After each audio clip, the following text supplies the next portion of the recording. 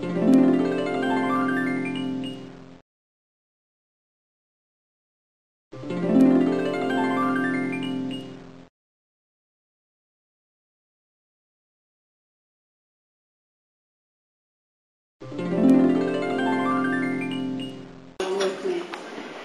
just want to tell you that with great tragedy comes great grace, and I have been the recipient of such a great grace upon my life. My daughter died September 13th of 07. A little over a year ago, we just had her year anniversary. People were worried about me, saying, "Are you going to be able to handle it?" And I said to them, "How can I miss her any more than I already do? How can it hurt any more than it already does?" And God's grace has been sufficient, even for that. I'll start back and tell you what happened, how it started in September 13th of 07, 6:55 p.m. I'll never forget the time. Our phone rang, and the caller ID said it was Laura calling us. We were always so excited to hear from her. She was such a joy and a bubble. She was precious to us, as all your children are, but she had an effervescence and excitement about life that was unmatched.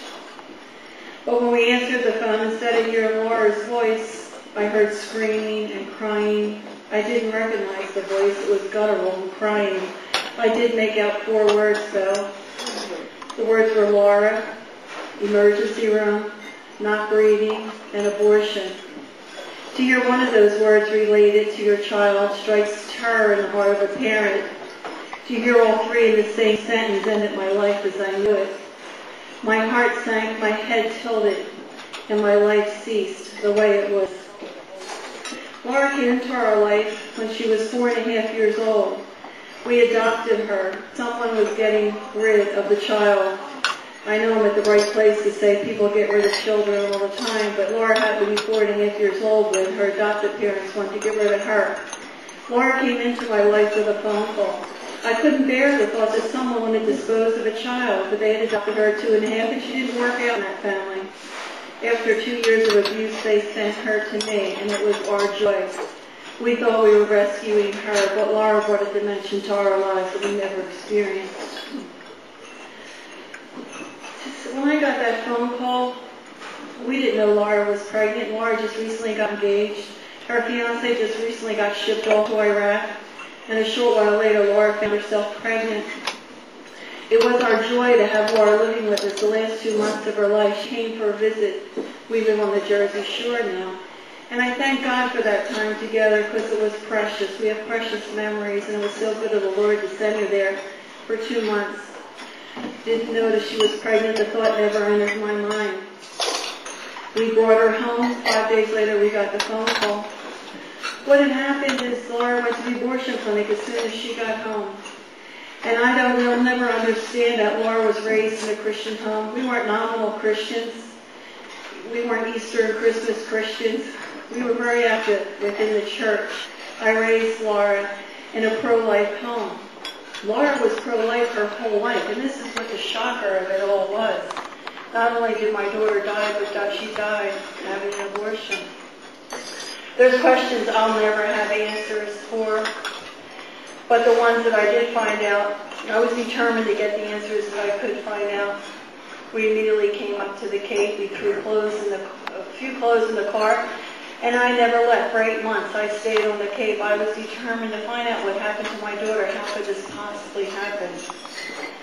5 minutes after my daughter died, I prayed to the Lord. I said, "God, please bring something good out of this so that I can bear it." Me standing before you today is an answer to that prayer. It was a prayer that I had no idea. I was never involved in pro-life. Even though I said I was pro-life, and I was definitely pro-life, I was anti-abortion. I was pro-life in my heart, and that's where it stayed. I never did anything. And I'll tell you some of the reasons why I didn't do anything. You would think, well, you're a Christian, you're pro-life, you're active in the church, why not? Well, one of the reasons I'll tell you is that I never heard about it in the churches that I went to. Really, it was never talked about. You know, maybe it was mentioned in a sentence between gluttony and adultery, but it was never really lifted up and talked about. The sanctity of life, the evil of abortion. We all just assumed it was evil. My personal reason for not getting involved, I had several reasons. First, I thought it was a judgment on our culture, that it was here to stay. The only people I saw in the pro-life movement were the ones that are out front in the trenches, I call it, picketing abortion clinics. And I always thought they were spitting in the wind. I thought they maybe felt good. They were trying to do something, but I didn't think they could do anything. I thought it was like fighting City Hall. I thought if you lived your life as a Christian, you raised your children in the church, and you teach them to be pro-life, that they will follow in your footsteps. I've been proven wrong on all three counts. It was a real wake-up call for me to find out that my daughter was capable of doing such a thing. Your first thought as a Christian is how shameful of a thing to have this happen in your home. How could this be? But God put it in my heart to speak out about Laura's death. We worried about dirty bombs today aimed at a few cities. We had the dirtiest of bombs already go off, and the fallout is already hitting us. I wrote a request to the board of directors asking them if they would think about changing the Women's Right to Know bill into Laura's bill. If they would put her face to that bill and personalize it. And thank you that they're doing my request. I want to thank them. They've been a blessing to my life, especially Marie Sturgis. I want to thank her personally. What a Woman's Right to Know bill. I believe if this was passed when Laura was alive, that I might not even be here today, because Laura had a conscience. If she could have saw that sonogram, she would have known that wasn't a blob of tissue. When you start counting fingers and toes, the lines have to disappear. They will not show the girls the sonograms. But with Laura's law, with the Women's Right to Know bill passed, that will happen in the abortion clinics.